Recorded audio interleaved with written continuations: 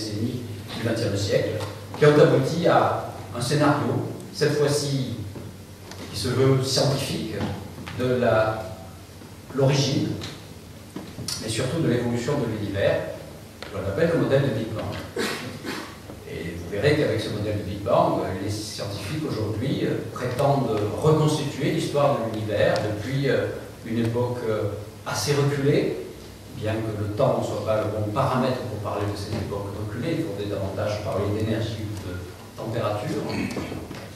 En tout cas, une époque où l'univers était certainement extrêmement différent de ce qu'il est aujourd'hui, en particulier très chaud et très très dense, jusqu'à l'époque présente, en scandant pas à pas ce récit d'évolution cosmique par la fabrication effectivement de structures astronomiques de plus en plus élaborées.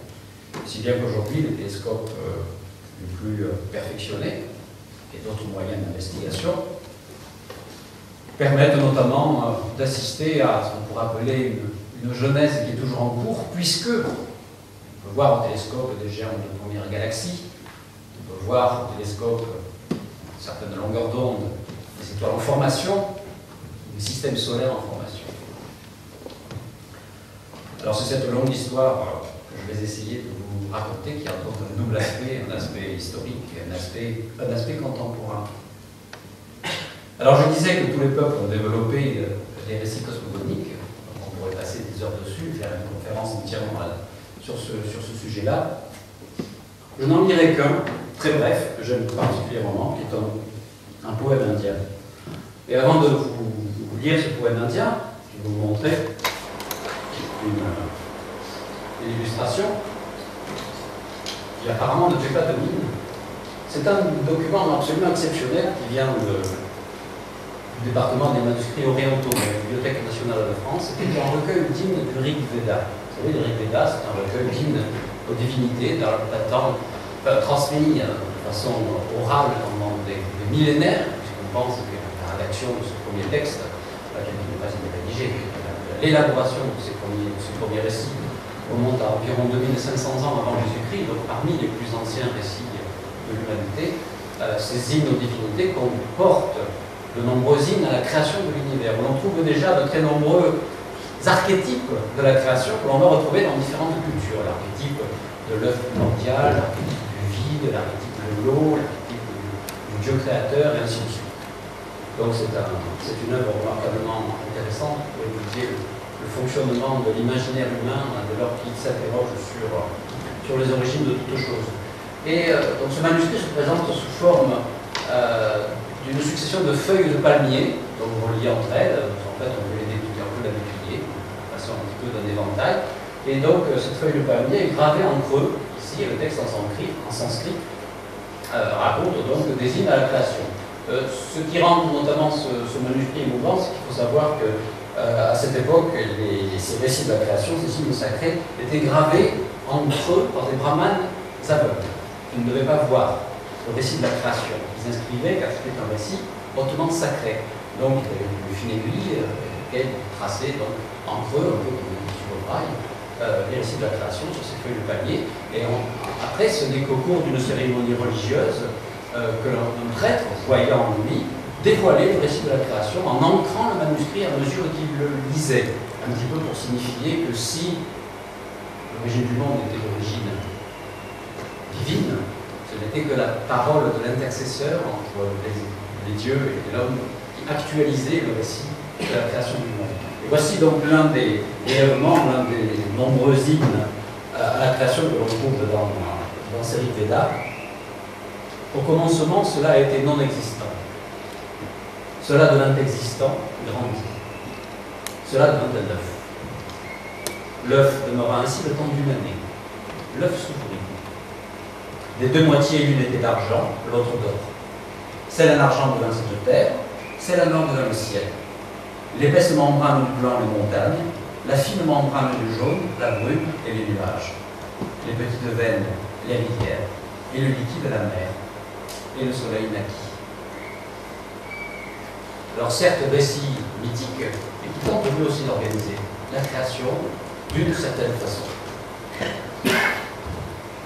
Alors je me disais que ces idées se retrouvaient dans de nombreuses cultures, des archétypes de la création. Cette idée de l'œuf se retrouve par exemple dans une cosmogonie du XIIe siècle qui est due à une mystique qui s'appelait Hildegard de Bingen, également connue comme musicienne, où elle représente donc un tableau de la création avec cette idée d'un gigantesque œuf cosmique dont va naître toute la diversité.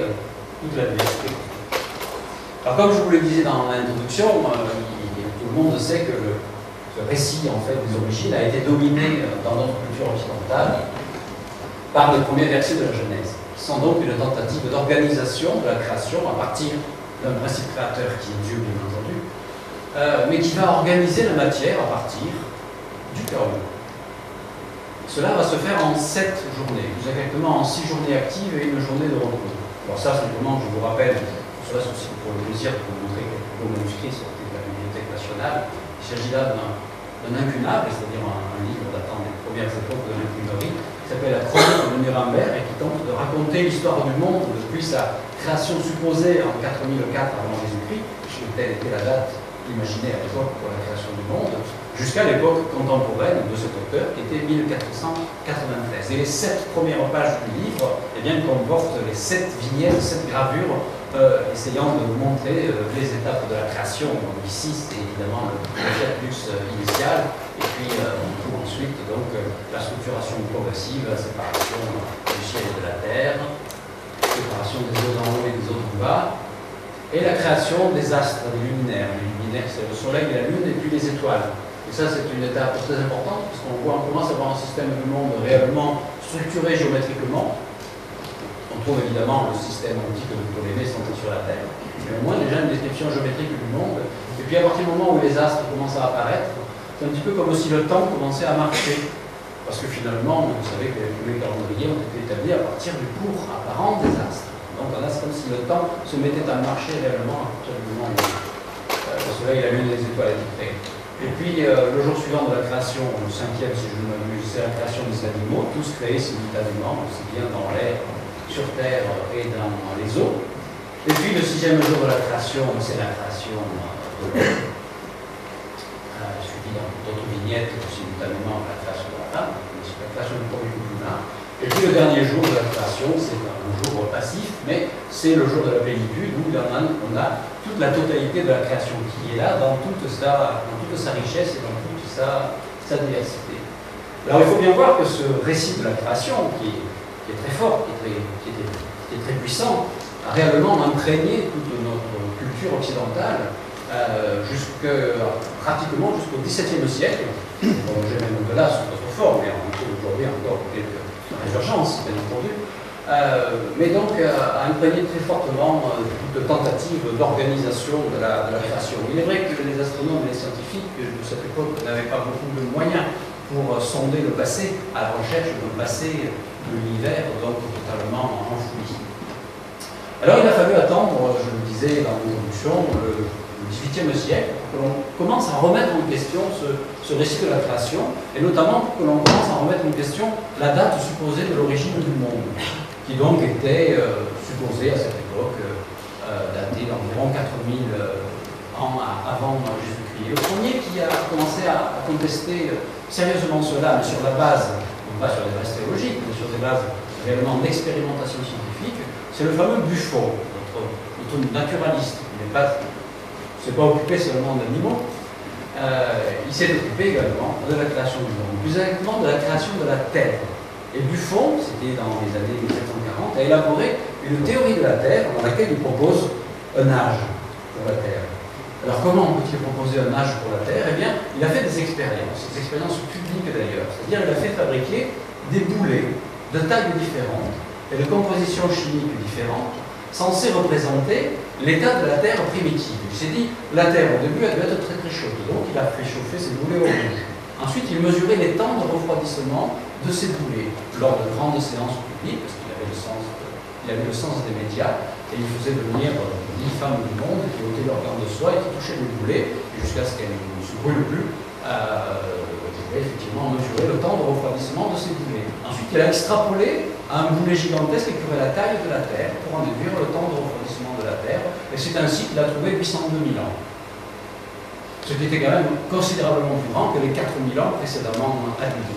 Donc un grand bouleversement dans les idées. Buffon aura quelques problèmes avec les autorités ecclésiastiques de son temps, mais en tout cas l'idée était en marche que l'âge de la Terre pouvait être très supérieur à tout ce qui avait été imaginé auparavant.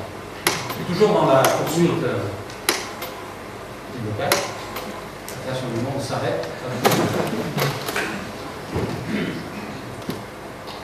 Voilà, et des contemporains de Buffon essaient d'améliorer, d'aller encore plus loin dans une description physique de ce que pourrait être une cosmogonie. Et ici, on voit une illustration extraite d'un ouvrage pratiquement oublié d'un visionnaire, en fait, à la fois scientifique et visionnaire suédois, qui s'appelait Swedenborg, et qui a écrit un ouvrage étonnant dans lequel il décrit pour la première fois, il tente de décrire la création du système solaire par l'hydromagnétique. Pardon, par la magnéto-hydrodynamique, comme on l'appelle aujourd'hui. C'est-à-dire par l'interaction entre champs magnétiques et des fragmentations de nébuleuses solaires primitives. Des idées extraordinairement en avance sur son époque, et qui donc ne seront pas réétudiées avant de nombreuses décennies.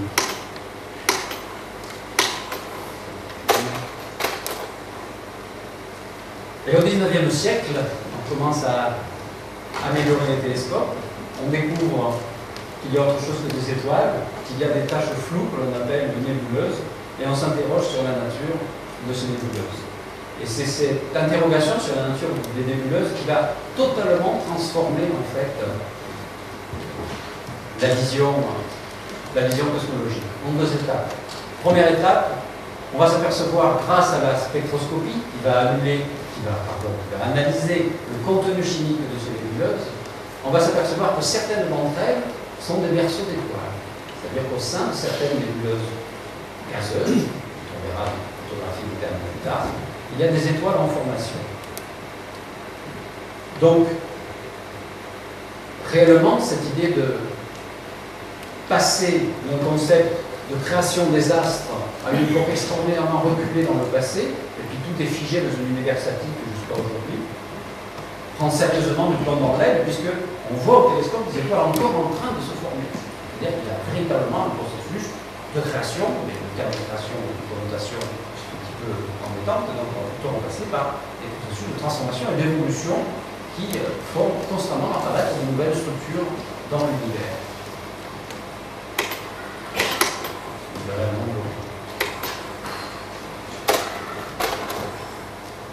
Et puis, ce n'est qu'au début du XXe siècle qu'on va s'apercevoir qu'il existe une deuxième catégorie de nébuleuses qui joue un rôle aussi capital dans la compréhension de l'évolution cosmique. Il ne s'agit plus du tout de nébuleuses de gaz appartenant à notre galaxie, mais il s'agit de galaxies à part entière, semblables à notre propre galaxie, c'est-à-dire de gigantesques systèmes rassemblant des milliards d'étoiles, des nuages de gaz et de la poussière au sein desquels se passe donc un certain nombre de processus. Mais à partir du moment où cette découverte, due à l'astronome américain Hubble en 1925, il existe dans ce qu'on appelle les nébuleuses extragalactiques, c'est-à-dire d'autres galaxies, on avait déjà un panorama d'un univers beaucoup plus vaste que l'univers qui aurait été réduit à une seule galaxie. Mais le coup de tonnerre va être en fait lorsque les astronomes vont analyser non pas la nature exacte de ces galaxies, mais leur déplacement, leur vitesse. Et les astronomes vont s'apercevoir que les nébuleuses extragalactiques sont soumises à un mouvement apparent d'éloignement qui se traduit en fait de façon subtile dans l'analyse de leur rayonnement à travers les spectres que l'on prend. On voit que les raies spectrales des galaxies sont décalées systématiquement vers ce qu'on appelle la partie rouge du spectre, c'est-à-dire vers les plus grandes longueurs d'onde, traduisant donc en fait un éloignement apparent de la source. C'est ce qu'on appelle l'effet Doppler.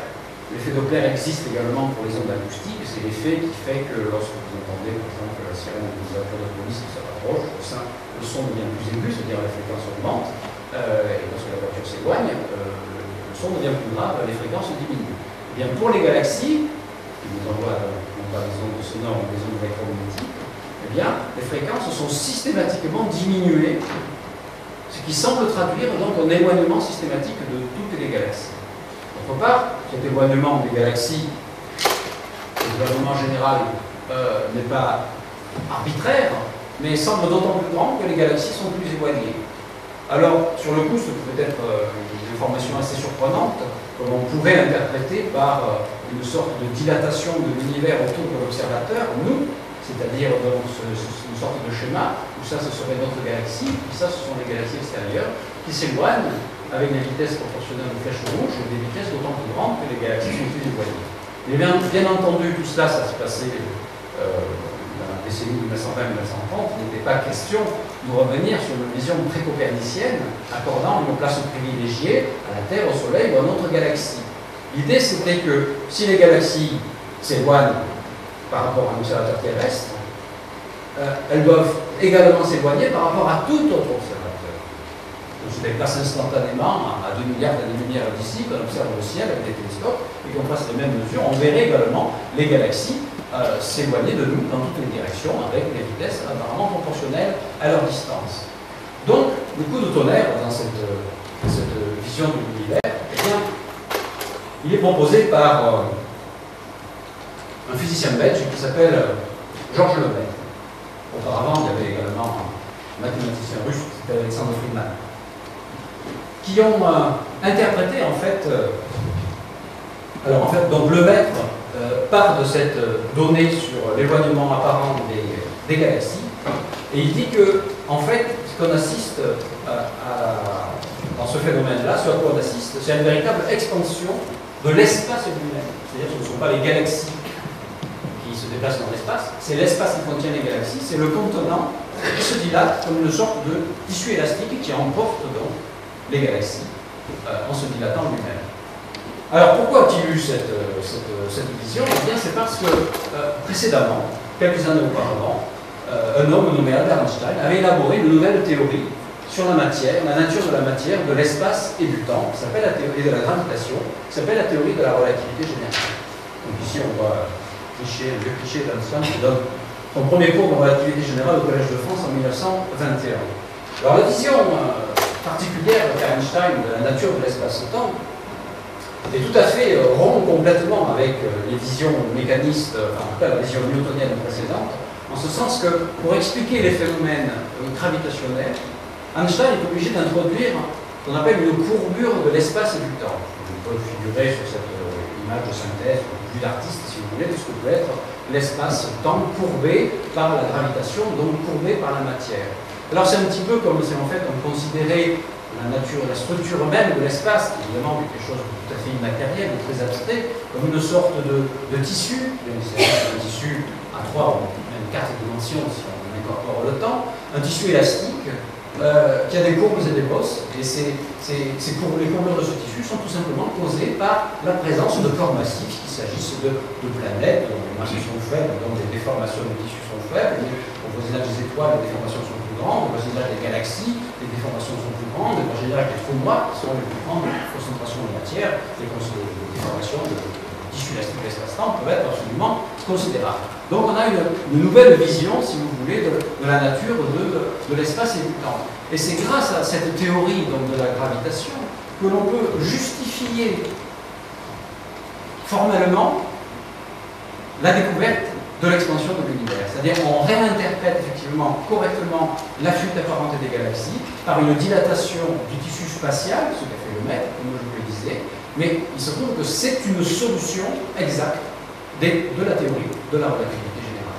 Donc on a eu une heureuse coïncidence entre l'élaboration d'une théorie nouvelle et d'observations qui, conjuguées à la même époque, permettent de déboucher sur une vision de l'univers totalement nouvelle. Auparavant, on avait tendance à considérer, on s'était interrogé évidemment sur la création de l'univers, on s'était aussi un peu interrogé, commencé à s'interroger sur son évolution, mais tout cela dans un cadre préétabli à l'avance, c'est-à-dire un espace fixé à l'avance, un temps éternel, ou peut-être pas éternel, mais un temps tout de même échappant à l'emprise humaine. Et avec la théorie de la relativité générale, on a quelque chose de beaucoup plus subtil, on a un espace qui est lié inextricablement au temps et à la matière, et un espace qui évolue au cours du temps, autrement dit un univers qui n'est plus statique, mais un univers qui est dynamique. Et tout le travail de la cosmologie moderne consiste donc à élaborer un nouveau scénario fondé sur la théorie de la relativité générale, qui tente de reconstituer toutes les étapes de l'évolution cosmique. Alors je vous ai parlé donc de Lemaitre, qui a élaboré donc avec Friedman les premières explications relativistes de l'expansion des galaxies. Et ce que vous voyez là, c'est une sorte de graphique, on dirait un petit peu un cahier d'écolier. Alors c'est pas tout à fait un cahier d'écolier, puisqu'en fait c'est le premier graphique manuscrit jamais tracé donc de main humaine ces fameux modèles de Big Bang qui, vous le savez sans doute, parce que tout le monde maintenant, plus ou moins cette culture scientifique de base, représente donc l'évolution d'une sorte de facteur d'échelle dans l'univers qui pourrait représenter, si l'univers était fermé et assimilable à l'atmosphère, qui pourrait représenter son rayon, ce n'est pas nécessairement le rayon de l'univers peut être infini, tout en étant en dilatation, en tout cas un facteur d'échelle qui varie au cours du temps, avec donc les deux possibilités, un univers en expansion-contraction, ici c'est le temps, ici c'est l'espace, ou un univers qui est en expansion perpétuelle. Donc ici c'est un travail qui date de 1927, les graphiques n'ont jamais été publiés, ils ont été retrouvés dans les archives de Lemaitre à l'université de Louvain. Alors en fait, ces modèles de Big Bang dont on parle encore beaucoup, qui suscitent beaucoup de controverses, et puis aussi beaucoup d'articles un peu sensationnels dans la grande presse, régulièrement on lit les modèles de Big Bang et mis à bas par de nouvelles données observationnelles, etc. Il ne faut pas oublier que ces modèles de Big Bang ont une richesse potentielle extraordinaire. Ils reposent sur un certain nombre de paramètres, tels que l'espace, les densités de l'univers, c'est d'ailleurs, la constante cosmologique et ainsi de suite. Et en fait, toute la richesse des modèles Big Bang se trouve dans cet ensemble de courbes extrêmement différentes et avec donc évidemment des interrogations cosmologiques d'aujourd'hui. C'est dans quel cas de figure on se trouve? Est-ce qu'on est plutôt dans un univers d'expansion-contraction ou un univers en expansion perpétuelle mais dans lequel l'expansion se ralentit, qui serait un modèle comme ça, ou est-ce qu'au contraire on serait dans un univers avec une expansion qui s'accélère? Et bien pendant très longtemps on a cru qu'on était dans ce cas de figure. Et puis il semblerait, encore faut-il vérifier ce type de mesures, depuis seulement quelques semaines, on a de nouvelles mesures qui sembleraient indiquer qu'on est dans le cadre d'un univers à expansion accélérée, c'est-à-dire l'une des courbes prévues par Lemaitre, faisant intervenir donc un facteur supplémentaire qui s'appelle la constante cosmologique, c'est-à-dire une courbe comme cela. Mais peu importe, parce que dans ce que je vais vous raconter, c'est-à-dire le récit de l'évolution de l'univers, c'est que, mis à part cette exception-là, mais tout à fait anodine, toutes ces courbes-là ont le même passé. Et ce passé, c'est l'existence d'un point singulier initial qui marquerait en quelque sorte le début de l'expansion cosmique. Et un point initial qui va engendrer ce qu'on appelle des singularités mathématiques ou physiques, c'est-à-dire des infinis physiques ou des infinis mathématiques, et qui vont donc faire en sorte que ce début supposé, extrapolé à partir de ces courbes, échappe à l'investigation scientifique, car dès lors que des infinis apparaissent dans une théorie, on sait que la théorie n'est plus valable. Donc tout le travail des cosmologistes aujourd'hui, c'est d'essayer de reconstituer les différentes étapes de l'évolution cosmique, jusqu'à une époque la plus proche possible du début de l'expansion de l'univers, jusqu'à l'époque présente, ce que vous aurez par exemple ici, l'univers n'a que 4 milliards d'années d'âge environ, et puis après extrapoler éventuellement sur le futur. Et donc, comme je vous le disais, donc, toutes ces courbes conduisent à l'idée que Lemaitre avait appelé lui-même, dans un cahier d'écolier, la naissance même de l'espace. Une idée qui a rencontré beaucoup d'opposition, on l'a compris de la part d'Einstein et d'autres astrophysiciens majeurs de cette époque. Alors, toujours est-il que c'est cette idée qui va finir par s'imposer au cours de quelques décennies. Pourquoi je vous montre cette image bizarre en disant ça représente, c'est une gravure du XVIIe siècle qui représente le chaos. Oui, je vous le montre maintenant, elle ne peut pas très bien passer. Oui, c'est parce que dans le scénario maintenant que je vais vous raconter, le modèle du Big Bang, amélioré depuis quelques années par l'inclusion de nouvelles théories sur la physique des particules, physique des hautes énergies, on retrouve cette idée très ancienne que la naissance de l'espace et du temps, si on peut réellement parler scientifiquement de naissance, a eu lieu à partir d'une sorte de chaos, mais d'un chaos qui lui va être rendu physique, qui va acquérir une signification physique. Et simplement, ça, c'est pour rappeler que la notion de chaos se trouve, comme je vous l'ai dit, dans notre culture. Et ça, c'est une gravure du 7e siècle qui montre un chaos bien étrange, dans lequel il y a déjà des créatures vivantes dans le chaos initial. Alors le chaos dont on parle aujourd'hui, dont essaie de parler quelques physiciens, quelques cosmologistes, c'est plutôt un chaos du régime quantique. Alors pour expliquer ce que cela peut être, je ne peux utiliser évidemment que des métaphores. Parce qu'ici on est dans des domaines de température, dans des domaines d'énergie qui sont totalement inaccessibles à l'expérimentation en laboratoire. Alors depuis quelques années, s'est développé des théories qui essaient de compléter la théorie de la relativité générale dans le domaine, disons, de l'infiniment petit pour simplifier, qui revient en fait à parler du domaine des températures très élevées ou des énergies très élevées. L'une des pistes qui sont suivies, car il n'existe pour l'instant pas de théorie cohérente de la gravitation dite quantique, l'une des pistes qui est suivie actuellement consiste à imaginer la vraie nature, la vraie structure de l'espace-temps comme une sorte d'écume bouillonnante d'énergie. Alors donc la métaphore que l'on peut utiliser pour faire mieux comprendre ce concept, c'est la métaphore d'un océan. En haut, vous avez la surface d'un océan. En haut, vous avez la surface d'un océan vue à haute latitude, c'est-à-dire avec une pauvre résolution qui vous paraît complètement lisse et sans structure géométrique. Si vous vous rapprochez de l'océan, vous commencez à voir apparaître de la structure géométrique. C'est vague. Et la surface de l'océan, il paraît quand même une surface mathématiquement raisonnable, continue, simplement qui est cabossée.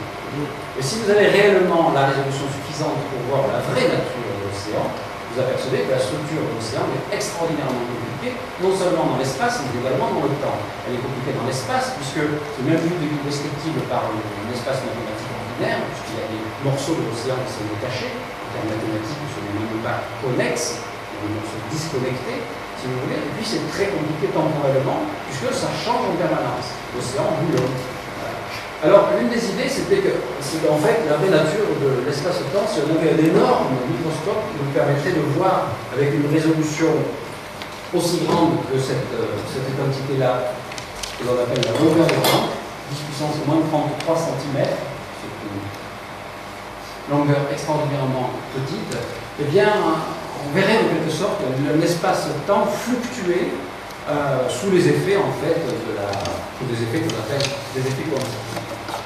Et l'idée, c'était que, l'une des idées possibles, c'est que les fluctuations d'énergie de cet océan quantique peuvent engendrer des univers à part entière.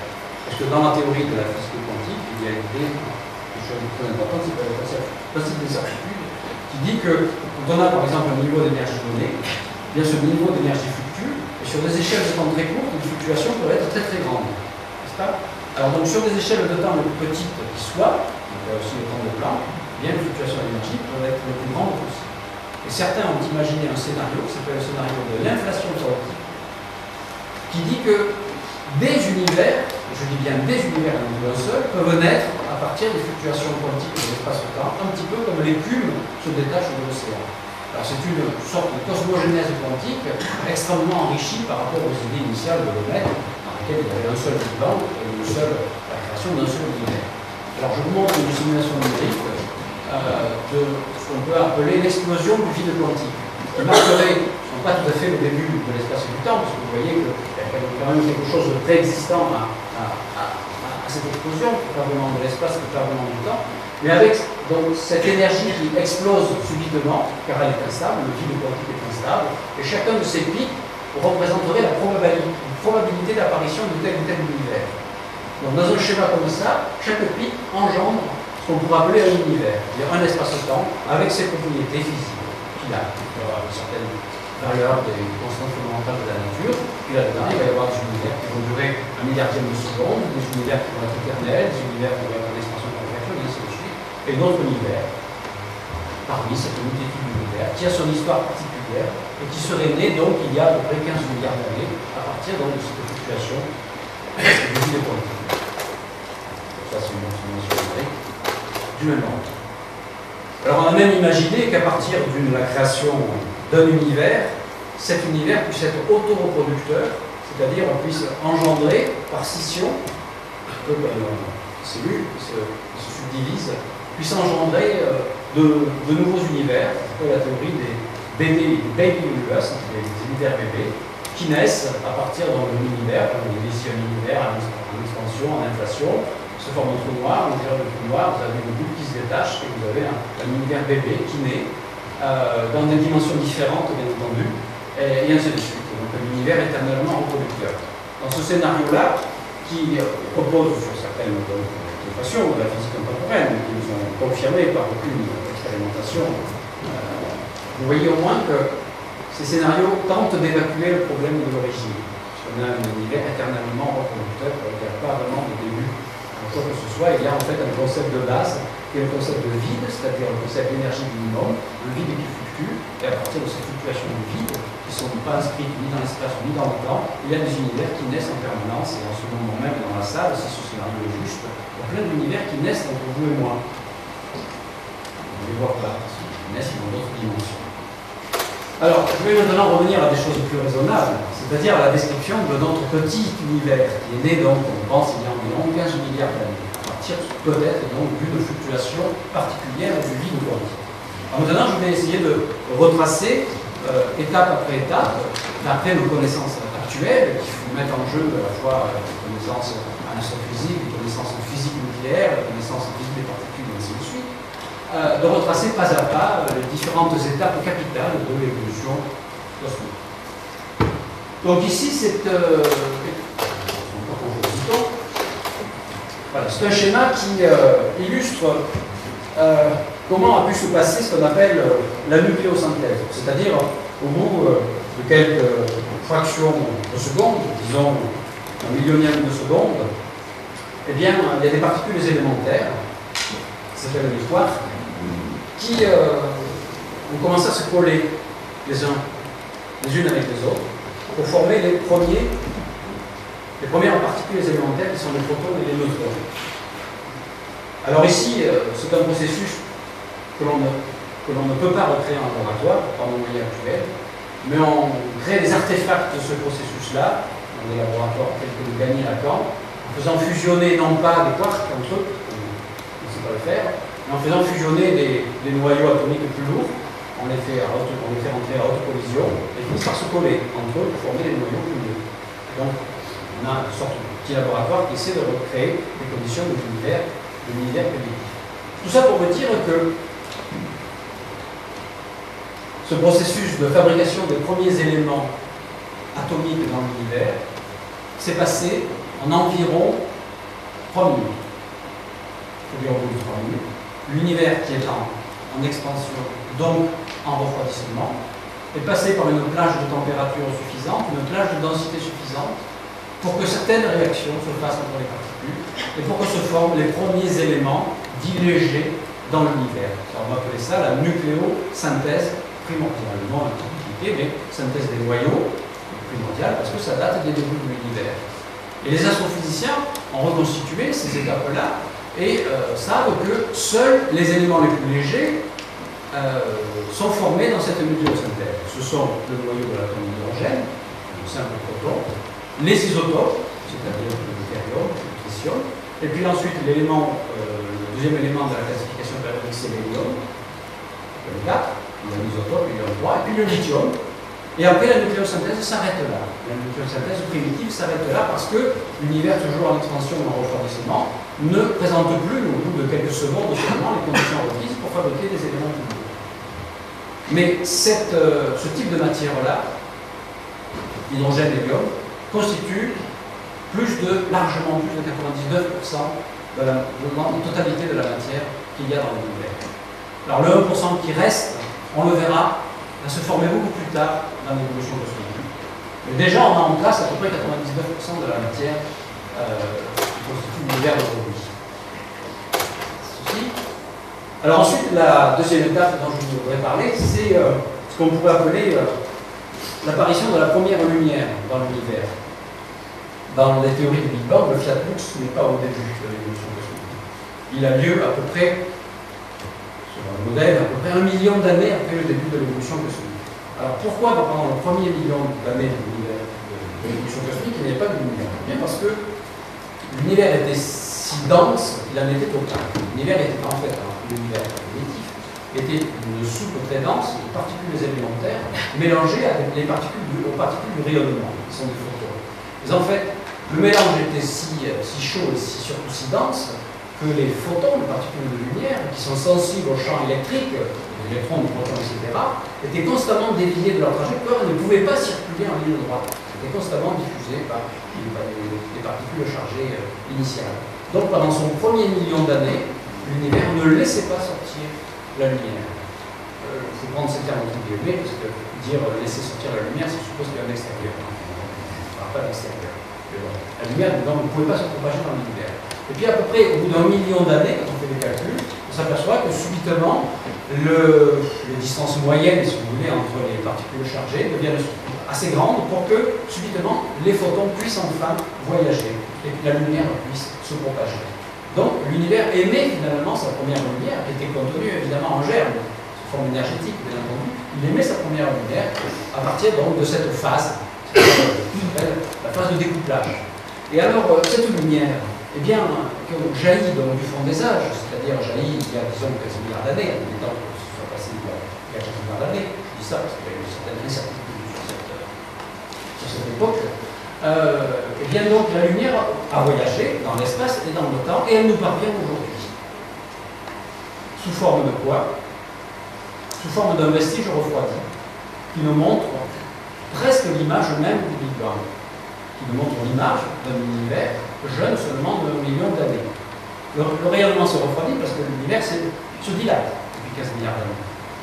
Donc en fait, le rayonnement se refroidit d'un facteur 1000. Et il nous parvient aujourd'hui à une certaine température, qu'on appelle la température de fond de l'univers. C'est la température moyenne aujourd'hui de l'univers.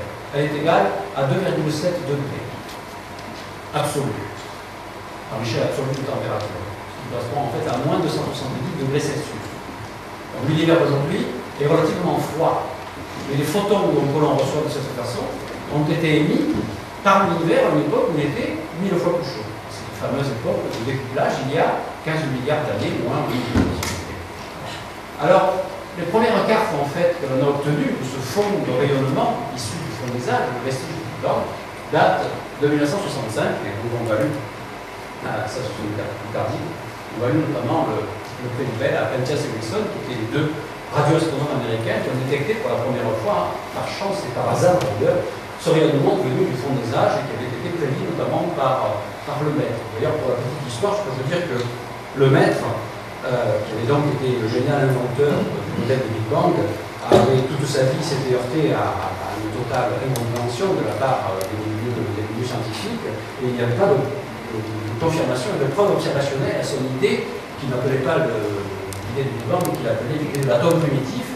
Et ce n'est qu'en 1965 que la confirmation observationnelle des idées de Lemaître est venue. En 1965, c'est l'idée de la mort de Lemaître, c'est l'année de la mort de Lemaître, et je sais que Lemaître a appris la découverte de ce fond diffus qui justifiait en fait toute sa vie de travail. Il a appris sur son lit de mort à l'hôpital, il était atteint d'une leucémie, et c'est son secrétaire particulier qui est allé lui annoncer cette nouvelle. Je m'en ai après, et Lemaître a dit, bien, je ne suis pas étonné, mais je suis même content. Alors toujours est-il qu'à partir des années 1965, le modèle du Big Bang a réellement acquis une assise scientifique très solide, et depuis lors, les astrophysiciens, les cosmologistes surtout, ne cessent d'essayer de peaufiner ce modèle de base en l'améliorant par retouches successives pour élaborer le schéma le plus cohérent de l'évolution cosmique. Alors il n'est quand même pas facile d'extraire l'information à partir de cartes de rayonnement radio dans différentes domaines de l'environnement, parce que ce rayonnement venu de toutes les directions du ciel se trouve dans un domaine particulier de rayonnement radio.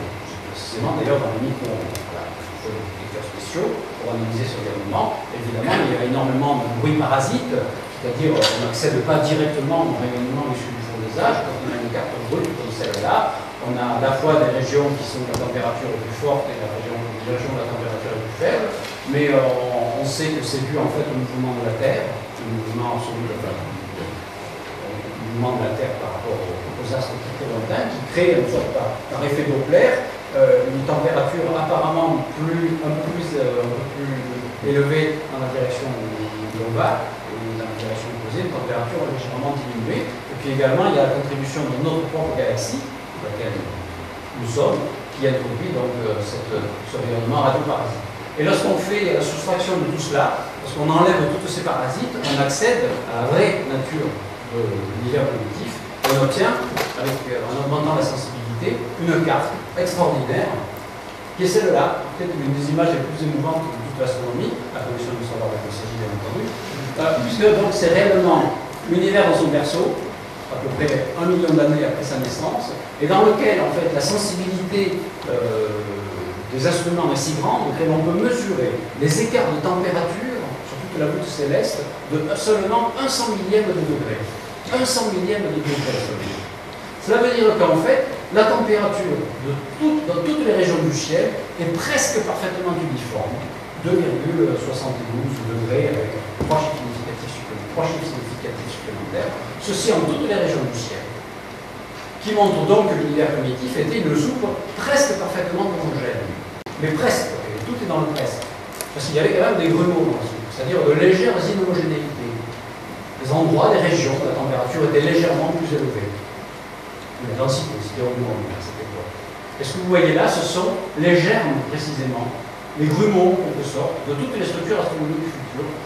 Les taches rouges que vous voyez là, ce sont des régions où la température ou la densité est supérieure seulement de 100 millième à la température par rapport à la température moyenne. Donc ces infimes grumeaux dans la soupe primitive, au cours de l'évolution cosmique, ce sont eux qui vont causer la formation de toutes les structures astronomiques que l'on connaît aujourd'hui. Donc ici, on a une carte de l'univers primitif qui montre donc un état de l'univers antérieur à la formation des étoiles, à la formation des galaxies. Ce sont des cartes qui ont été obtenues dans les années 1990 grâce à un satellite qui s'appelle Kobe. Alors ensuite, une des grandes questions que se posent les astrophysiciens, c'est d'essayer de faire le lien entre ces fluctuations du rayonnement primitif et les premières galaxies. Je pense que toutes les galaxies se sont formées à peu près à la même époque, il y a 10-12 milliards d'années, enfin, on n'a pas été sûr de cela, et donc il faut réussir à faire le passage. Alors à partir de l'image précédente, des fluctuations du fond diffus, vous imaginez le jeu de la gravitation. Dès qu'il y a un grumeau, la gravitation agit sur ce grumeau et a tendance à condenser davantage le grumeau. Donc on peut imaginer qu'effectivement, toutes les structures astronomiques, au bout de 1 à 2 milliards d'années d'évolution, et en laissant faire le jeu de la gravité, toutes ces infimes grumeaux ont fini par se condenser en rassemblant de plus en plus de matière pour former les grandes structures astronomiques que l'on appelle aujourd'hui des galaxies ou des amas de galaxies. Alors donc, l'un des grands enjeux de la cosmologie sur lequel travaillent beaucoup de personnes actuellement, en particulier ici les études astrophysiques, qui observent dedans, c'est le problème de la formation des grandes structures, formation des galaxies. Bien, figurez-vous qu'on ne sait toujours pas si ce sont des étoiles ou les galaxies, ou des regroupements de galaxies qui se sont formés en premier. Ce sont des scénarios différents, et actuellement, on ne peut pas vraiment trancher entre ces différentes hypothèses. Vous voyez que dans une hypothèse, par exemple, ce sont des étoiles qui se forment en premier, donc on forme d'abord des petites grumeaux, des augmentations de densité, et puis ce sont ces étoiles qui, sous le jeu de leur propre gravité, vont se regrouper en galaxies, et ainsi de suite, et puis les galaxies vont se regrouper en amas de galaxies. C'est un scénario qui part du bas, qui va vers le haut. Et l'autre scénario, au contraire, on peut imaginer au contraire, à partir des grandes fluctuations initiales, la formation de gigantesques nuages de gaz absolument immenses qui se fragmentent au contraire. Et donc on part de grandes structures qui se fragmentent petit à petit pour former des superamas, des amas de galaxies, puis des galaxies, puis des étoiles. Voilà. Alors donc ces deux scénarios sont en compétition. Cela dit, et donc c'est l'un des grands problèmes de la formation des galaxies. D'autant que quand on fait des observations sur la répartition de la matière dans l'univers, on s'aperçoit que les galaxies ne sont pas du tout distribuées de façon homogène, mais qu'elles semblent distribuées dans une structure qui rappellerait un petit peu la structure de la mousse de savon. Vous savez, vous mettez du savon dans votre blanc, vous faites couler l'eau, vous obtenez des bulles. Ça veut dire que ça se passe. Qu'est-ce qui se passe? Ça veut dire que dans les bulles, c'est à peu près vide, et puis l'eau se trouve sur les parois, à la surface des bulles, puis aux zones de contact des bulles, la densité est encore plus grande. Bien, il se pourrait que la structure de l'espace à grande échelle soit un petit peu de cette façon. C'est-à-dire qu'il existe de grandes régions apparemment vides de galaxies. Ensuite, les amas de galaxies se trouveraient sur les parois de ces grandes bulles vides, et puis aux zones de contact entre les parois, il y aurait encore plus de galaxies, c'est-à-dire il y aurait des amas de galaxies que l'on appelle des super-amas de galaxies. Et tout ça, qui semble observer, c'est très difficile. Il n'empêche que grâce aux images, voilà notamment des images aussi astronomiques, télescopiques cette fois-ci, c'est-à-dire dans le domaine visible, ce sont les fameuses images du télescope spatial Hubble. Voilà que grâce donc aux télescopes les plus perfectionnés, on commence à voir apparaître donc dans le télescope des galaxies très jeunes, voire même des galaxies en formation. Alors ceci est un cliché particulier qui a été pris en 1996 par le télescope spatial Hubble, dans lequel il semblerait, on a repéré dans ce champ de ciel dans lequel ici il y a une étoile qui est juste à côté, là, quelques années-lumière, puis là vous avez quelques galaxies qui sont quelques centaines de millions d'années-lumière, mais on ne s'intéresse pas à ça. On s'intéresse à des structures beaucoup plus floues qui sont celles-là, et qui apparemment sont situées vraiment aux confins de l'espace observable, à 12 ou 13 milliards d'années, donc au début également de l'évolution de l'univers. Et il semblerait que parmi toutes ces structures que l'on voit, il y en a environ 18 qui correspondent chacune à des sortes de gros amas d'étoiles, n'est-ce pas? L'équivalent de 3 millions d'étoiles, rassemblées dans un certain volume, à peu près de 10 millions d'années-lumière de diamètre. Et non, 10 000 années-lumière de diamètre, chaque amas d'étoiles, et puis tous ces amas d'étoiles semblent liés dans une même région de l'espace pour constituer une galaxie qui va se former.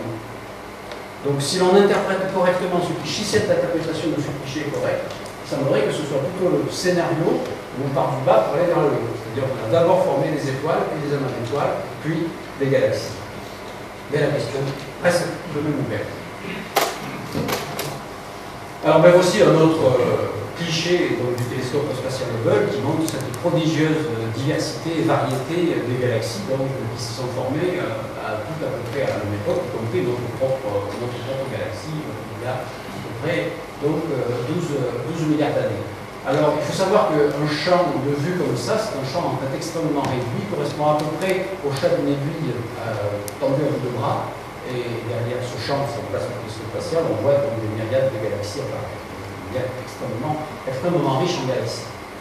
Ensuite, on fait une plongée dans l'une de ces galaxies particulières. Alors, pas le temps du tout de décrire les différentes formes de galaxies, il y a des elliptiques, des irrégulières, des galaxies spirales et ainsi de suite. On va s'intéresser à une galaxie dite spirale. Alors là, on ne s'aperçoit pas du tout qu'elle est spirale. Pour s'en apercevoir, il faudrait aller au-dessus et voir qu'en fait le disque plat de la galaxie n'est pas rempli uniformément de matière, mais comporte de grands bras qui rassemblent en fait les nuages de gaz et les étoiles qui ont la forme de spirale. Ça s'appelle des galaxies spirales. Alors, on s'intéresse particulièrement aux galaxies spirales parce qu'il se trouve que notre propre galaxie, la Voie lactée, est une galaxie spirale. Alors, ceci est une galaxie extérieure qui serait en quelque sorte une jumelle de notre propre galaxie.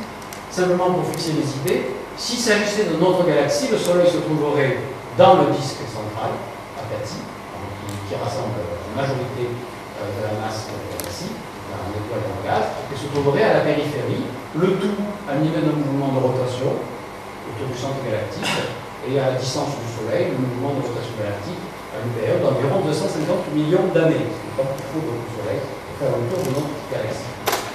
Alors maintenant, on va plonger au sein de notre galaxie pour voir ce fameux processus de création toujours à l'œuvre dont je vous ai parlé, mais au niveau des étoiles, c'est-à-dire les berceaux d'étoiles. Alors les berceaux d'étoiles, ce sont des nuages de gaz dans notre galaxie qui sont en fait en interaction avec des étoiles déjà formées et de la poussière. Une galaxie, ce n'est pas du tout un ensemble d'étoiles séparées par du vide, c'est quelque chose d'extrêmement complexe, extrêmement riche, qui mêle du gaz interstellaire, des étoiles déjà formées, et de la poussière formée par une génération antérieure d'étoiles. Donc ici, vous avez quelques paysages cosmiques que tous les amateurs d'astronomie connaissent en regardant les livres des gros atlas d'astronomie. On voit vraiment cette interaction qu'il y a entre les étoiles, entre les nuages de gaz de différentes couleurs, parce que les températures sont différentes, selon ces rouges, selon ces bleus, etc. Les objets plus ou moins ionisés, et puis de grands bancs de poussière obscure qui absorbent le rayonnement. Donc voici un autre site absolument remarquable dans la constellation d'Orion, avec cette fameuse excroissance qui s'appelle la nébuleuse de la tête de cheval, toujours interaction étoiles, matière, gaz et poussière. Et puis ce fameux cliché du télescope spatial, si spectaculaire qu'on a appelé, on les a appelés les piliers de la création. Alors, en fait, ça s'appelle la nébuleuse de l'Aigle, parce parce que ça rappelle un petit peu les nids d'aigle, vous savez, les perches chevaliers, vous vous souvenez de grandes structures. Alors, en fait, il s'agit donc de piliers de gaz, hein, très ténus, bien entendu, de quelques années-lumière de hauteur, et en fait, ces piliers de gaz semblent produire des étoiles en formation. Quand on fait un agrandissement, on regarde avec un peu plus de détail la structure d'un pilier, vous voyez ici des sortes d'excroissances qui semblent être en train de se détacher des piliers de gaz, puis il y en a qui se sont déjà détachés ici, voilà. Et les astronomes suspectent que ce sont en fait des embryons d'étoiles qui sont en formation, qui se détachent du nuage. Donc on assisterait réellement à l'éclosion d'étoiles dans ce nuage de gaz. C'est pour ça que les Américains ont appelé le terme un peu spectaculaire les piliers de la création.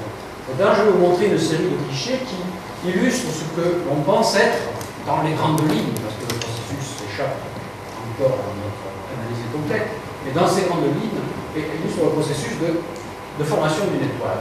À partir de ce que l'on appelle un sac à charbon, qui, si j'utilisais une image un petit peu anthropomorphe, représenterait la matrice dans laquelle va se former l'étoile. Donc, dans un sac à charbon, c'est en fait une région d'un grand nuage interstellaire, c'est une région froide dans laquelle il y a un excès de densité et beaucoup de poussière se sont enfouies. Donc on n'y voit rien.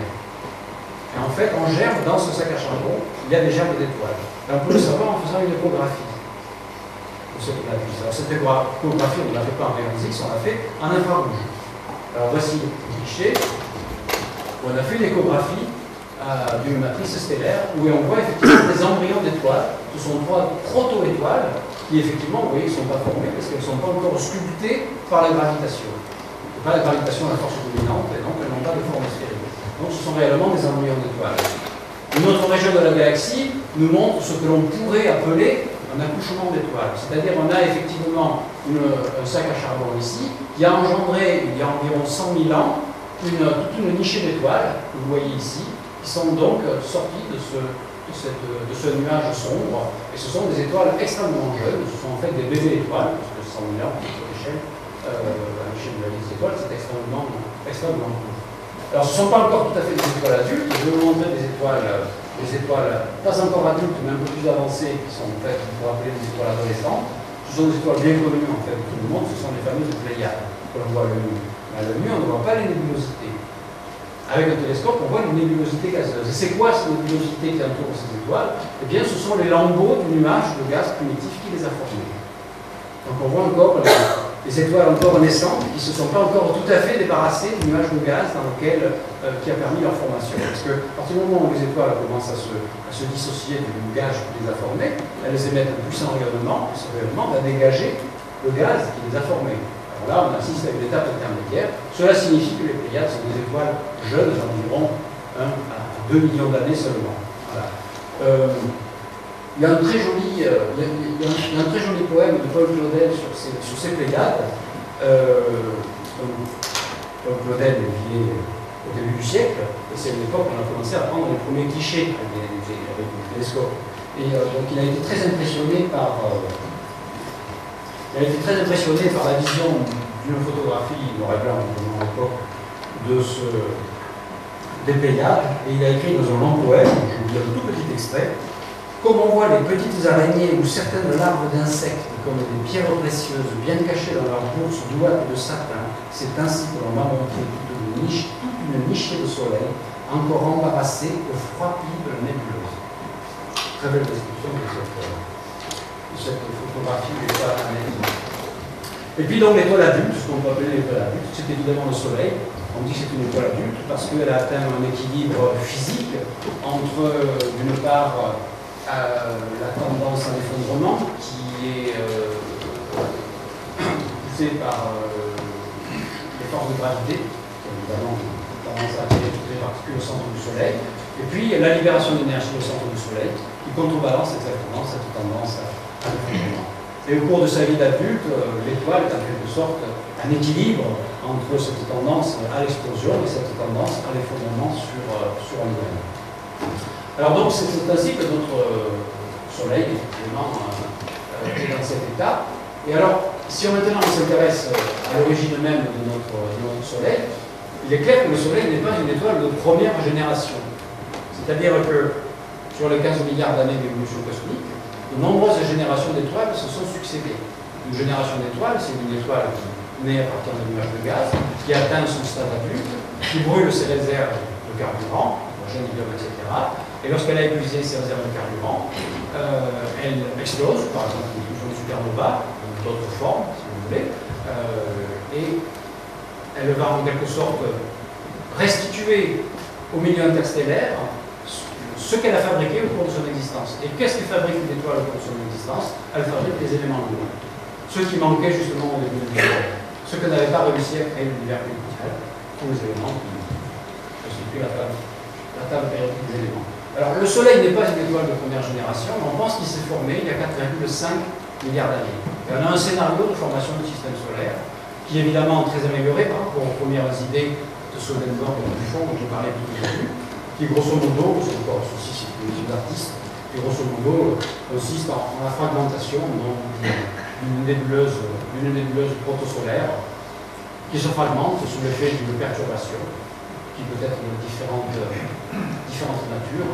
Et donc après on a un disque aplati en rotation avec une bulbe centrale qui finit par former l'étoile principale qui est le Soleil. Et puis dans ce qu'on appelle le disque d'accrétion, on mélange de poussière, de gaz, de petits cailloux qui finissent par s'agglomérer pour former les planètes. Ceci serait un processus donc assez rapide. Alors comment arriver à dater la formation du système solaire? Alors d'abord on a une idée, il était possible de voir directement évidemment la formation de notre propre système solaire, mais on va regarder d'autres systèmes stellaires qui eux sont en retard d'évolution par rapport à nous si vous voulez, qui sont en train de se former aujourd'hui. Alors ceci c'est un exemple d'un système stellaire vraisemblablement en train de former des planètes, ça s'appelle le Beta Pictoris. Alors, personne ne travaille ici sur ce système très important, dans lequel donc, on a une étoile centrale et un disque de gaz qu'on voit ici par la tranche, et les astronomes soupçonnent que dans ce disque, il y a déjà des planètes qui sont formées, peut-être même des comètes qui sont en train de tomber sur l'étoile centrale. Donc là, en regardant des systèmes solaires extérieurs en train de se former, on a évidemment des idées sur la façon dont notre propre système solaire s'est formé. Et puis on a aussi des témoins, alors des témoins directs, si vous voulez, de la façon dont le système solaire a pu se former. Ce sont certains types de météorites. Alors, c'est un vaste sujet, les météorites, mais simplement, je voudrais dire qu'il existe des météorites particulières qui semblent les témoins du nuage protosolaire lui-même. Alors, on a retrouvé au Mexique, dans un site qui s'appelle Allende, les fragments d'une grosse météorite qui est tombée en 1968, si je ne m'abuse, c'est brisé en quantité de fragments. Donc on a recueilli ces fragments, on les a analysés et on a trouvé dans ces fragments des sortes de petites inclusions blanches sur lesquelles on a fait donc des analyses chimiques très précises. On appelle ça plus précisément des analyses isotopiques, puisqu'on analyse en fait des proportions relatives de certains isotopes radioactifs instables donc, qui se trouvent dans cette roche. Et connaissant les temps de vie, les temps de désintégration de ces éléments, on en déduit l'âge à laquelle ces éléments, l'époque à laquelle ces éléments ont été incorporés initialement dans cette météorite. Et alors, en analysant donc, ces fragments de la météorite Allende, certains astrophysiciens ont émis l'hypothèse qu'on tenait là un caillou qui était en quelque sorte l'acte de naissance même du système solaire, car ce caillou aurait reçu l'irradiation d'une supernova qui aurait explosé dans les parages, et cette supernova qui aurait déclenché la formation du système solaire, en déstabilisant la nébuleuse protosolaire. Le caillou, la météorite, qui existait déjà dans la nébuleuse protosolaire, a reçu rayonnement cosmique et autres, qui a transformé, donc fait des transformations chimiques isotopiques, que l'on retrouve donc aujourd'hui dans cette météorite. Cette météorite est restée dans le système solaire pendant 4,5 milliards d'années, et un jour a fini sur Terre. Et donc on a un témoin, on aurait un témoin direct de la naissance même du système solaire, puisque ce caillou serait même en fait antérieur à la formation du Soleil. Et donc grâce à ça, on peut dater avec une assez grande précision la naissance du système solaire, 4,56 milliards d'années. Donc à partir de là, le système solaire a évolué, il a formé son cortège de planètes, vous voyez ici, pour une Saturne Alpine, mais c'est pas grave. Simplement, ce qu'il faut savoir, c'est que dans le système solaire, c'est vraiment des informations astronomiques très générales que je vous donne, parce que je suis obligé de passer un pas vraiment très général lui-même de l'évolution cosmique. Bon, vous savez évidemment que dans le système solaire, il y a des planètes dites telluriques, qui sont les 4 planètes les plus proches du Soleil, c'est-à-dire qu'elles ont une surface solide, et puis les planètes extérieures sont des planètes géantes et gazeuses. Voilà. Elles ont subi des évolutions différentes, précisément dues au fait qu'elles sont à des distances différentes du Soleil, et donc les gaz volatiles des planètes proches se sont évaporés, tandis que pour les planètes lointaines, les gaz sont restés. Alors, ce qui est intéressant dans l'évolution du système solaire, parce qu'on est toujours dans l'optique d'une évolution cosmique, on regarde notamment un système particulier, celui qui est à notre portée, et le système solaire, le nôtre. Ce n'est pas forcément le reflet de ce qui se passe ailleurs dans l'univers, mais bon, au moins, c'est celui qu'on a sur la main pour étudier. Quand on regarde maintenant le destin de 3 planètes qui sont nées à peu près au même moment, dans des conditions très voisines, on peut appeler des planètes sœurs, ce sont Vénus, la Terre et Mars. Vénus a beaucoup plus Soleil que la Terre, puis Mars est beaucoup plus loin. Vénus a pratiquement la même masse que la Terre, Mars est un peu plus léger que la Terre, enfin grosso modo les conditions initiales sont les mêmes. Pourtant, ces 3 planètes ont connu des histoires extraordinairement différentes. Vous voyez ici un paysage vénusien reconstitué par radar, parce qu'en fait, Vénus est recouverte d'une épaisse couche atmosphérique chargée de nuages d'acide sulfurique, des choses absolument incroyables, avec un effet de serre considérable qui élève les températures à la surface de Vénus à des valeurs aussi élevées que 500 degrés de façon uniforme. Donc Vénus est un enfer absolument inhospitalier. Ceci, c'est un paysage vénusien. À l'inverse, quand on regarde la planète Mars, la planète rouge, donc de l'autre côté, qui est plus éloigné du Soleil que la Terre, et en fait, on s'aperçoit que Mars est un monde mort, qui a pratiquement perdu son atmosphère, donc ça c'est un cliché de la planète Mars, pris par le télescope spatial, mais on soupçonne que dans le passé de Mars, il y a dû y avoir des choses intéressantes, c'est-à-dire que Mars n'a évidemment pas toujours été une planète morte, et on voit notamment d'immenses balafres, des cicatrices, qui sont ce qu'on croyait être des fameux canaux de civilisation extraterrestre au début du siècle. Ce sont des structures naturelles qui sont probablement des lignes d'anciennes rivières. Ici, c'est le Grand Canyon qu'on appelle le Valles Marineris, un gigantesque balafre, et on voit ici d'autres structures, qui sont sans doute effectivement le reste d'une activité passée de Mars dans laquelle il y avait de l'eau liquide en abondance sur la planète Mars, la température de 5 milliards d'années. Mais les conditions ont rapidement bifurqué, et Mars est aujourd'hui un véritable désert, comme on le voit ici sur ce fichier, pris à la surface même de Mars, un désert extrêmement aride. Mais avec tout de même un enjeu important, c'est d'essayer de retrouver à la surface de Mars des éventuelles traces de cet état primitif, peut-être semblable à celui de la Terre primitive. Mars, il y a 5 milliards d'années, il y a peut-être des organismes cellulaires qui se sont développés, des organismes primitifs qui se sont développés sur Mars, d'où l'intérêt des missions martiennes du XXIe siècle pour essayer effectivement de retrouver des éventuelles traces de vie possibles. Et puis on en arrive à la Terre, qui sans chauvinisme aucun est la plus belle planète du système solaire, parce que c'est la plus complexe sur le plan géophysique.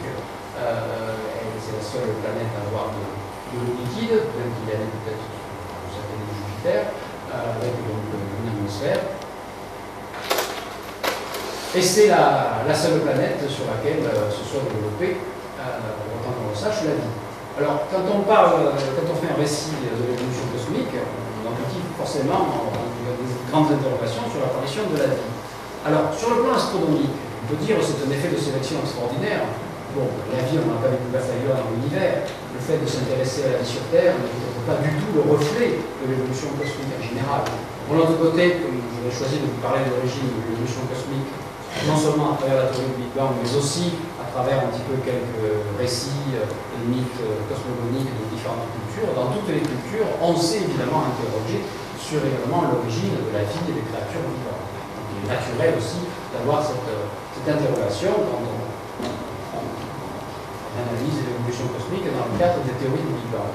Alors, des scientifiques sont sérieusement commencé à se demander, à essayer d'imaginer des processus physico-chimiques qui ont pu se dérouler dans la Terre primitive de façon à ce que les premiers organismes vivants apparaissent. Alors ceci est une gravure extraite d'un ouvrage bien connu de Camille Flammarion, Pierre, de la fin du siècle dernier, mais pour Flammarion ce n'était pas l'état de la Terre primitive, pour lui c'était Jupiter. Flammarion il mourait en fait à cette époque, il mourait tout à fait à la nature absolument gazeuse de Jupiter. Voilà. En fait, lui, il avait imaginé plutôt des océans, vous voyez, agités de grandes tempêtes, avec des éclairs de rayonnement ultraviolets, etc., de grands orages, et ainsi de suite. Il se trouve que, en fait, ce pourraient être les conditions de la Terre primitive. C'est-à-dire de l'eau liquide, de l'eau vapeur, tout ça bombardé par du rayonnement, c'est-à-dire une soupe prébiotique, comme on l'appelle, bombardée par de l'énergie solaire. Et qu'est-ce que ça donne? Eh bien, des physiciens ont essayé de recréer ces expériences en laboratoire, et ça pouvait durer des millénaires, c'était dans les années 40. Ils ont mis dans une cornue ce qu'ils croyaient être la constitution chimique de la Terre primitive, c'est-à-dire de l'eau liquide, de la vapeur d'eau, et puis un peu de méthane, et quelques éléments, quelques gaz carbonique, et ainsi de suite. Ils ont bombardé par le rayonnement ultraviolet au bout d'une semaine, c'est-à-dire faire un système solaire en accéléré, et au bout d'une semaine, ils ont ouvert, ils ont regardé la nouvelle composition chimique, et ils ont eu la stupeur de découvrir que s'étaient créés naturellement les acides aminés. Les acides aminés qui sont des molécules extrêmement complexes et qui sont à la base de tous les systèmes vivants. Alors ceci a laissé de grands espoirs sur la possibilité de comprendre le processus de formation de la vie à partir de conditions physiques et chimiques primitives, mais on a dû rapidement déchanter car aucune expérience n'a pu faire mieux que de fabriquer ces bases primitives que sont les vins acides aminés. Alors, toujours est-il qu'on en arrive à l'idée qu'aujourd'hui, la formation de la vie sur Terre remonte quand même à une époque extrêmement lointaine, puisque si les premières molécules sont encore les molécules vivantes elles-mêmes, qui sont les briques du vivant, remontent à une époque de l'ordre de 4 milliards d'années dans le passé de notre Terre, les premiers organismes réellement vivants, on appelle les cellules prokaryotes, des organismes extrêmement primitifs, parce qu'il n'y avait même pas de noyau par exemple, remontent à peu près 3,4 milliards d'années. Et on a effectivement trouvé des roches en Australie, des fossiles d'organismes datant de cette époque. C'est un fossile, un microfossile, datant de 3,5 milliards d'années emprisonné dans des roches en Australie. Ce qui est intéressant dans cette histoire, c'est qu'on sait que la Terre, donc, qui est née il y a 4,5 milliards d'années, pendant quelques centaines de millions d'années, a été bombardée par un véritable déluge de comètes, de météorites et ainsi de suite, parce que le système solaire primitif était extrêmement agité, il y avait des corps qui circulaient dans tous les sens, et tous les corps étaient bombardés, comme en témoignent les cratères de la Lune et ainsi de suite. La Terre des corps qui ne sont pas protégés par l'atmosphère. Alors la Terre elle-même a été bombardée. Évidemment, toutes les conditions, on imagine propices à l'apparition de la vie, ne pouvaient pas être réunies sous ce véritable déluge. Et puis au bout de 600 à 700 millions d'années, les choses se sont un petit peu calmées. Hein. Il est resté simplement quelques astéroïdes, la ceinture d'astéroïdes, puis quelques comètes, et le taux de bombardement a chuté considérablement, comme on le voit aussi toujours sur la cristallisation des autres planètes et de la Lune. Eh bien, ce qui est surprenant, c'est qu'il semblerait que la vie soit apparue dès que le bombardement a cessé. C'est-à-dire dès que les conditions à peu près normales sont réunies, c'est-à-dire on peut du liquide, de la vapeur, on peut de l'énergie solaire, et puis les molécules organiques, les premières molécules organiques qui étaient là, eh bien, la vie serait apparue. Alors, après, ça échappe complètement à mon domaine de compétence, c'est-à-dire l'évolution du vivant, et puis cette fameuse molécule d'ADN qui transporte toute cette information génétique. Ah ben voilà les fameux fossiles trouvés dans les roches en Australie. Donc, ce sont les plus anciennes formes de vie aujourd'hui connues, 3,5 milliards d'années. Et donc, c'est encore une gravure un peu bizarre du XVIIe siècle qui montre bien le contraste entre notre scénario d'aujourd'hui sur l'apparition de ces premiers organismes vivants, c'est-à-dire les premiers animaux, avec ce que l'on imaginait à une certaine époque que la création des animaux. C'est pas tout à fait le même scénario. Ceci, pour en venir donc à la dernière interrogation finale, qui est l'apparition de l'intelligence ou l'apparition de la conscience, qui est liée apparemment à l'élaboration d'une structure complexe qui s'appelle le cerveau, un réseau neuronal. Alors ce que l'on voit ici, c'est ce qu'on appelle une tomographie du cerveau, qui permet de mesurer l'activité cérébrale. Et là, vous avez une zone excitée du cerveau, en jaune, qui est en fait une montre le cerveau en train de consommer de l'oxygène et du glucose, autrement dit, le cerveau qui est en train de penser. Et c'est évidemment cette activité de pensée qui permet de reconstituer l'histoire de l'évolution cosmique.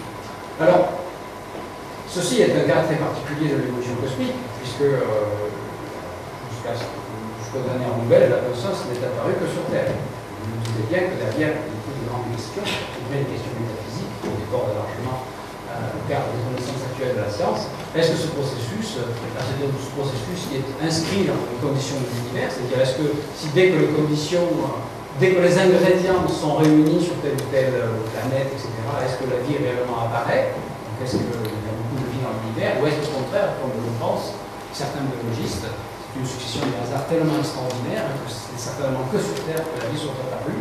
Vous vous dites bien qu'on n'a pas encore de réponse à cette question, sinon on le saurait, mais que c'est évidemment l'une des interrogations les plus fondamentales sur le problème des origines. Bien qu'il s'agisse d'origines très récentes, puisque l'origine de la conscience que l'on pourrait associer à l'avènement de l'Homo sapiens ne remonte qu'à 8 millions d'années dans le passé, c'est-à-dire vraiment un véritable éclair par rapport à toute l'évolution cosmique de 15 milliards d'années que je vous ai raconté. Alors pour finir ce scénario, toujours l'interrogation qu'on peut cesser d'avoir lorsque l'on s'aperçoit que, tout au moins sur Terre, le cerveau, c'est le fruit d'une très longue évolution cosmique. Et donc cette interrogation, est-ce que c'est le fruit d'un pur hasard ou est-ce que c'est quelque chose qui doit se passer ailleurs dans l'univers? C'est une question à laquelle évidemment les scientifiques ne peuvent pas répondre de façon rationnelle. Alors chacun a ses propres idées, ses propres théories, qui sont plutôt d'ordre de la croyance philosophique ou métaphysique. Certains essaient d'ailleurs, avec beaucoup de conviction, d'imposer leur point de vue en utilisant leurs argumentations et en faisant passer l'argumentation dans l'argumentation scientifique, mais il faut vraiment dire clairement les choses. Absolument personne ne sait quoi que ce soit sur cette question-là, et seuls les poètes ont des choses à dire profondes là-dessus, ils disent en fait la même chose que cette grande interrogation. Je finirai par 3 quatrains de Omar Khayyam. Omar Khayyam était un astronome et poète persan qui vivait au XIe siècle et qui, donc, en faisant de l'astronomie, était bien placé pour mesurer un petit peu, pour essayer d'évaluer la condition humaine dans cette grande histoire cosmique. Et voici ce qu'il dit du sentiment cosmique et de la position de l'homme dans l'univers. Le vaste monde, un grain de poussière dans l'espace. Toute la science des hommes, des mots. Les peuples, les bêtes et les fleurs de cet climat, des ondes. Le résultat de ta méditation, rien. Cette céleste roue à nos yeux suspendus est lanterne magique et tenant notre vue. Du milieu, le soleil éclaire la lanterne et nous tournons autour d'images éperdues. De la ronde éternelle, arrivée et départ, le début et la fin échappent au regard. D'où venons-nous? Où allons-nous?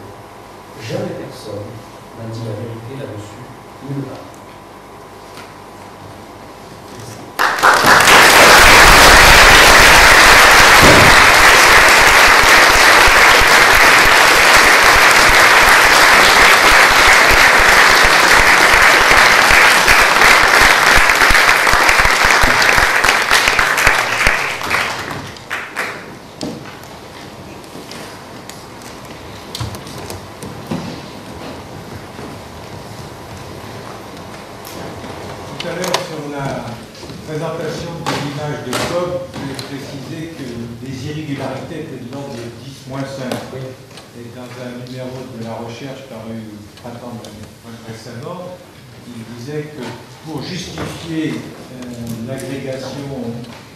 Gravitationnelle, il faudrait au moins des irrégularités qui soient de 10-3, qu'il y avait un problème de 2 ordres de grandeur.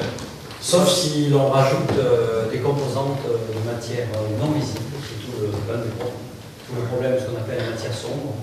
On peut effectivement rajouter au contenu de matière, pas de façon arbitraire, parce qu'on a quelques raisons de penser qu'il y a beaucoup de matière sombre dans l'univers, et selon les types de matière sombre que l'on rajoute, qu'il s'agisse par exemple de toutes les petites étoiles, de très grand nombre de planètes ou de particules élémentaires formés au début de l'univers et difficiles à détecter, eh bien les scénarios de formation des grandes structures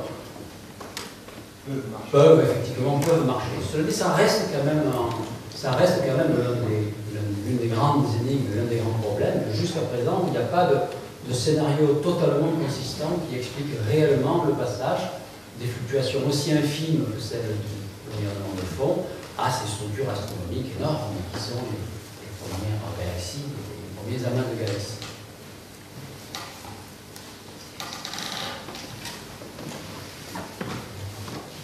Et vous savez, déjà, cette question, parce que la cosmologie, c'est le domaine de la science parmi le plus médiatique et le plus popularisé, dont on traite si mal la science en général, quand il y a des nouvelles qui annoncent soit que la mort du Big Bang, en général, la découverte d'un trou noir, et ils en parlent, ben, il y a toujours des exagérations considérables. Alors, par exemple, justement à propos de ces problèmes de formation des galaxies, et puis dans l'autre problème auquel j'ai fait allusion tout à l'heure, c'est l'idée que l'univers pourrait être en fait une expansion accélérée. Vous avez certainement lu cette nouvelle. Je reviendrai à dire que dans l'univers, il y a, enfin, dans les paramètres cosmologiques, il y a un paramètre qui s'appelle la constante cosmologique, qui jouerait le rôle d'une répulsion à grande échelle, qui ferait accélérer l'expansion de l'univers. Et on lit dans quasiment tous les articles qui paraissent, idée révolutionnaire, constante cosmologique totalement oubliée depuis 1917, depuis Einstein l'avait introduite en regrettant de l'avoir fait. Aujourd'hui, on redécouvre, puis c'est une vision totale, les cosmologistes se sont déboussolés, etc. Tout ça, c'est complètement bidon. Il y a une quantité de personnes qui travaillent depuis des années sur la constante cosmologique. Et le pionnier là-dedans, c'est Georges Lemaître, toujours le fameux Lemaître, l'inventeur du Big Bang, qui toute sa vie a essayé de convaincre Einstein qu'en introduisant la constante cosmologique, il n'avait certainement pas fait une bêtise, mais il avait certainement l'idée la plus géniale de sa vie. Einstein ne voulait pas le croire, tellement qu'il regrettait de l'avoir introduite, parce que ça lui avait fait rater la découverte de l'expansion de l'univers.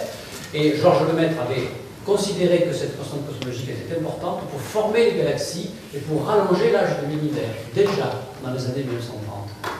Et qu'est-ce qu'on trouve aujourd'hui? C'est exactement ça. On a une constante cosmologique qui certes s'explique pour des raisons physiques différentes aujourd'hui de ce qu'avait imaginé Lemaître, mais qui, par sa seule existence, pourrait rallonger l'âge de l'univers et pourrait produire donc une phase allongée pour la formation des galaxies. Puisque quand on a une courbe d'expansion cosmique qui, au lieu d'être comme ça, fait comme ça, c'est-à-dire avec une accélération, vous avez ici une zone d'inflexion dans laquelle on a une sorte de rallongement du temps. Et Lemaître avait déjà imaginé à cette époque que les galaxies avaient pu se former dans cette phase de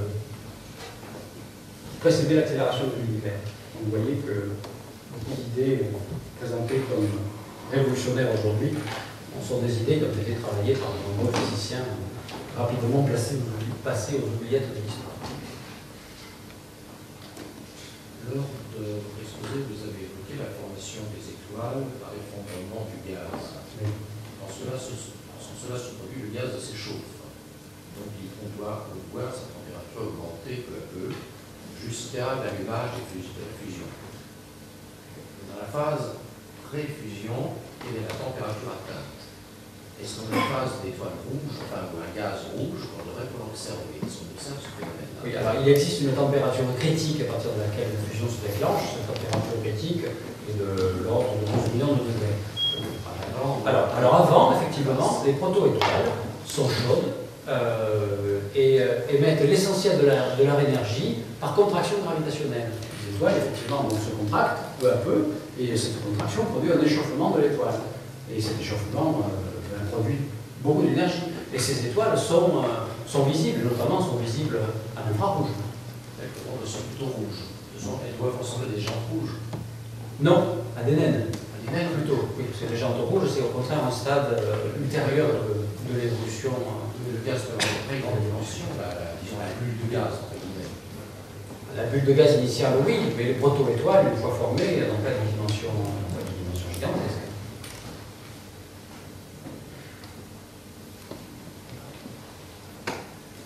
Une petite question technique. Vous avez dit un moment dans le champ de Hubble, le deep field, oui, qu'on voit des amas d'étoiles. Comment techniquement on voit que ce sont des étoiles et non pas une galaxie nébuleuse? C'est par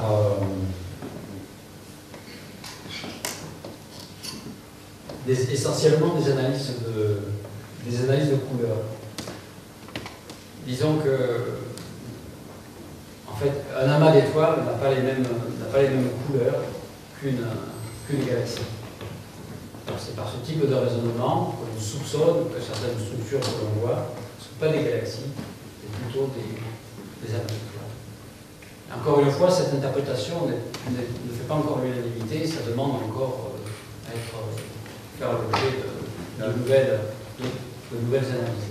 On arrive à faire des spectres? On est arrivé à faire des spectres?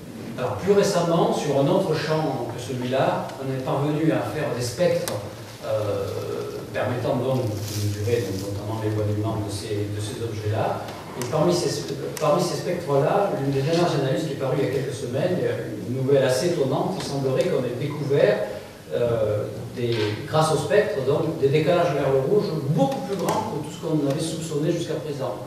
C'est-à-dire qui traduirait le fait que des galaxies auraient pu se former. Là, il s'agissait de protogalaxies, des spectres de protogalaxies, placés à des décalages spectraux beaucoup plus grands que tous les records précédemment obtenus avec des quasars, etc., qui sembleraient donc des spectres des décalages spectraux allant jusqu'à la valeur de 10. Alors, je ne sais pas si ça dit quelque chose, mais par rapport au record qui était de 4,5, c'est absolument considérable.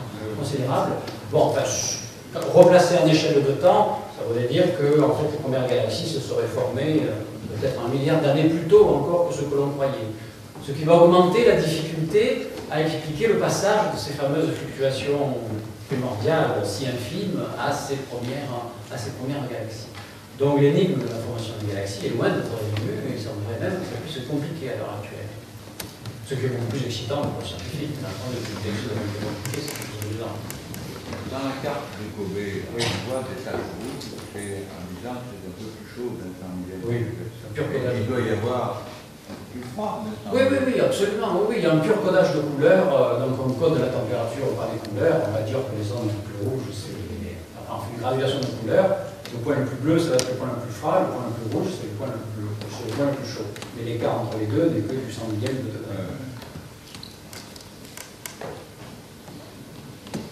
Toujours sur Kobe, vous avez parlé d'un facteur 1000. C'est un facteur de température ou ça peut ressembler à un redshift? C'est la même chose. Alors, oui, dans les lois de l'évolution cosmique, dans le modèle de Big Bang, en fait, la température diminue comme l'inverse du facteur d'échelle. Et puis vous m'avez parlé quoi de il est redshift. Oui, et voilà, absolument. Voilà. Et c'est également linéaire avec le redshift, proportionnel au redshift. Parce qu'en fait, le redshift est lié directement à l'augmentation du facteur d'échelle.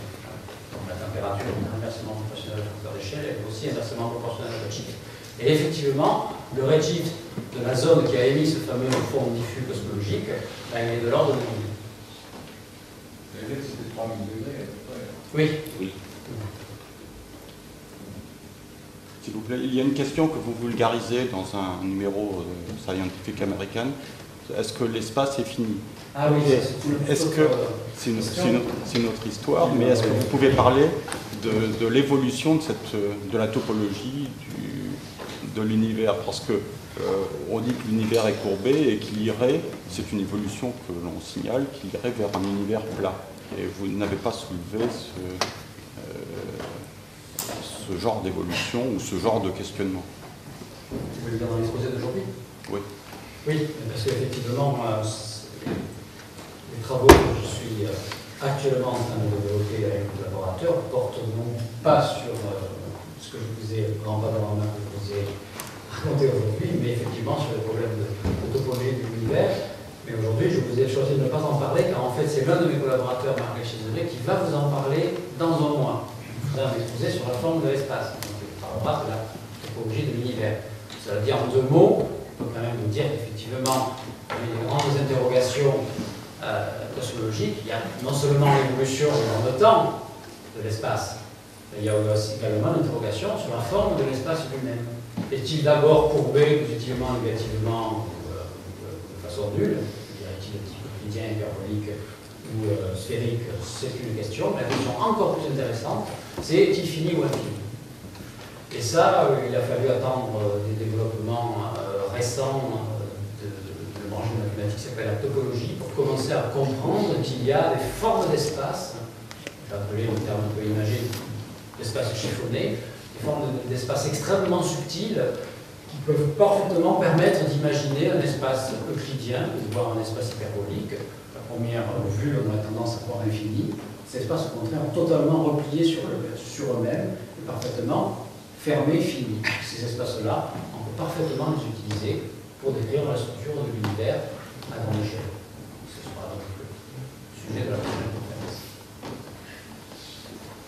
Étant entendu que cette forme possible de l'univers chiffonné aurait pris naissance lors des fluctuations quantiques, lors de la naissance spontanée de l'espace-temps à partir des fluctuations quantiques et du vide, et à partir de là n'aurait plus changé.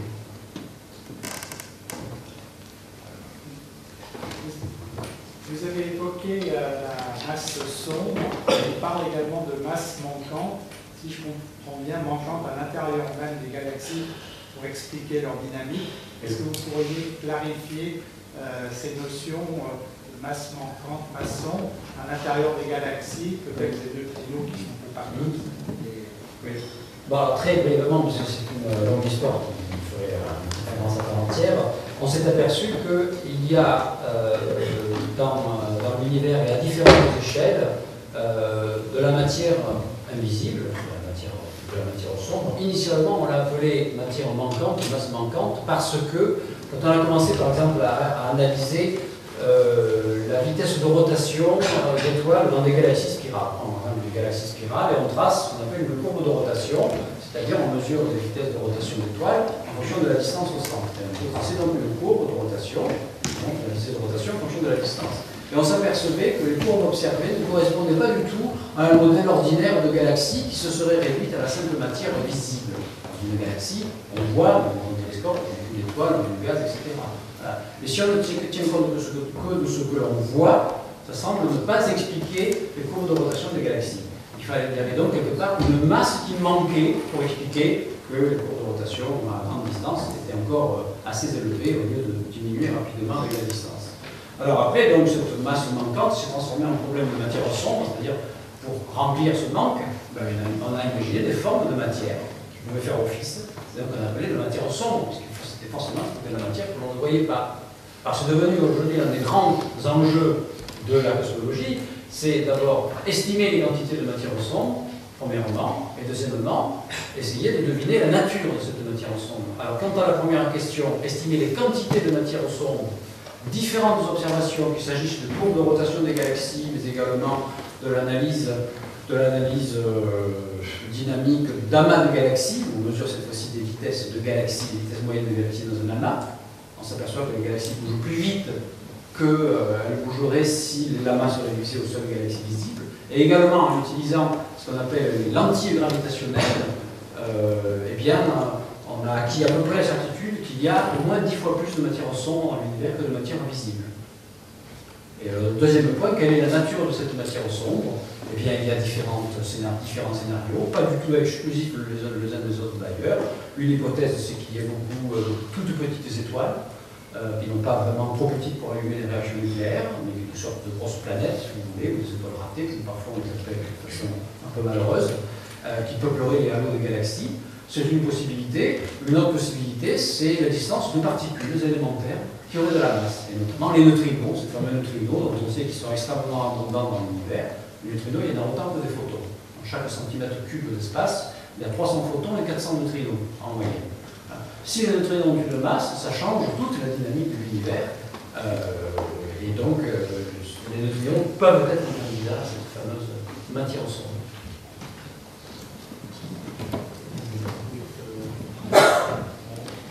Nous savons un chiffre que vous avez noté, qui a été découvert par Hubble. Question, d'une part, est-ce que la distance entre les raies augmente de manière linéaire avec le redshift, et deuxième volet, est-ce que la largeur d'une raie individuellement augmente aussi bien que la structure constante? J'ai des cols que vous pouvez trouver là. Qu'est-ce que vous appelez la distance entre les raies? Bon, l'écart entre deux raies typiques. Est-ce que ça se décale, mais est-ce que ça se décale en homme? Est-ce que la distance, l'écart entre ces deux raies augmente également? Est-ce que c'est linéaire? Est-ce qu'il y a une pure translation? Est-ce qu'il y a C'est une pure translation, le spectre de l'écalérologue. C'est ce qui permet notamment de reconnaître justement qu'il s'agit bien d'augmentation de l'écart? Non. Non. Non. Notamment, on reconnaît par exemple des doublés de vraies caractéristiques numériques du calcium et en procédé. Donc la largeur des raies, l'épaisseur d'une raie en elle-même, son épaisseur, ne varie pas non plus. En tout cas, pas par des effets. Ça relatif. Il y a des tas d'effets magnétiques qui peuvent faire bouger ça, mais.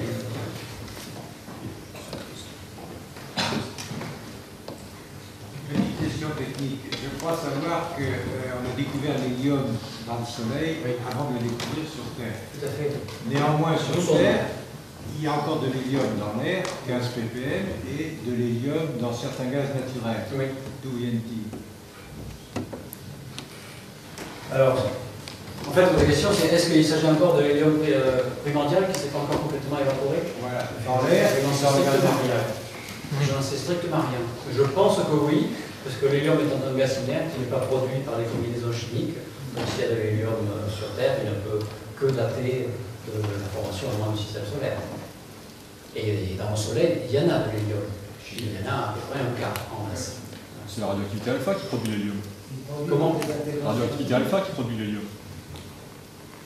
J'avais oublié ce point. Je l'ai pas déjà. Bon, vous avez le meilleur.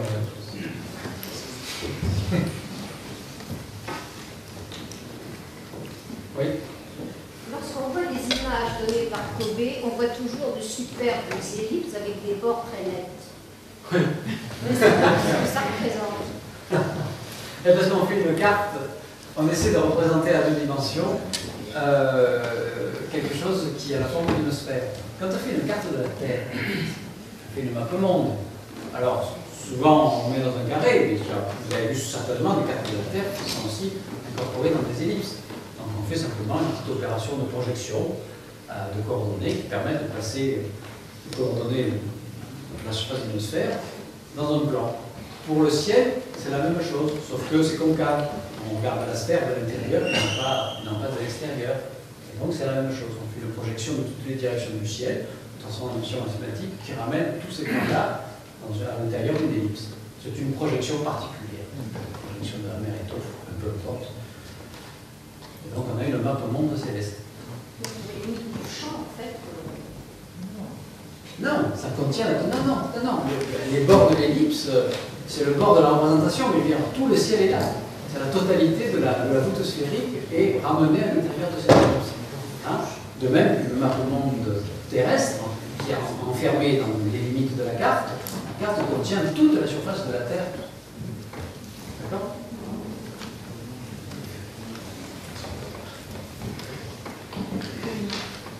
Excusez-moi.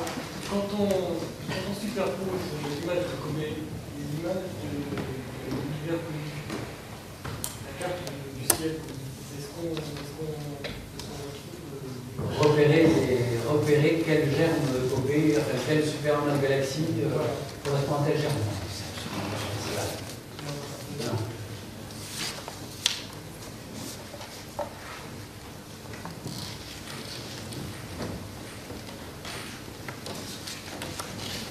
Dernière question? J'ai une question au sujet de l'expansion sur l'univers, enfin de l'univers.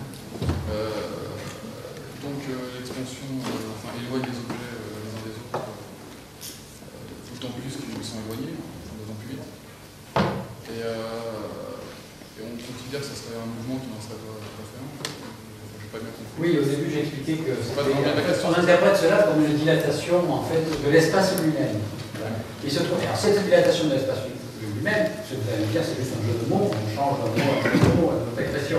Sauf que cette dilatation de l'espace, variation d'une sorte d'échelle de l'espace au cours du temps, est prédite, est prévue et calculée par une théorie fondamentale de l'espace, du temps et de la gravitation, qui est la théorie de la relativité générale. Hein.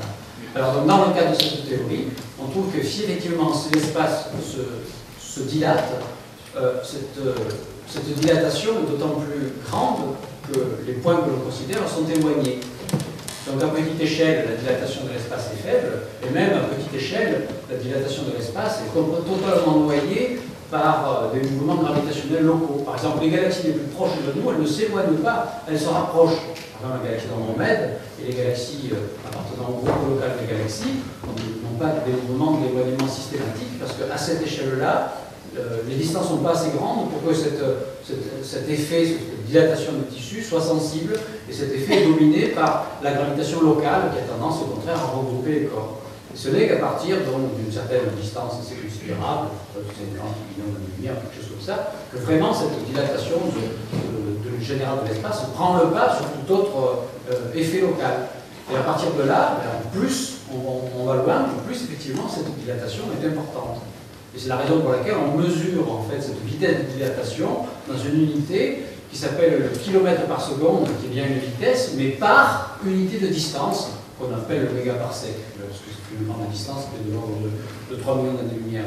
La question justement, c'est est-ce qu'il y a quelque chose qui empêche deux objets suffisamment éloignés de s'éloigner plus rapidement que la vitesse de la lumière? Rien du tout.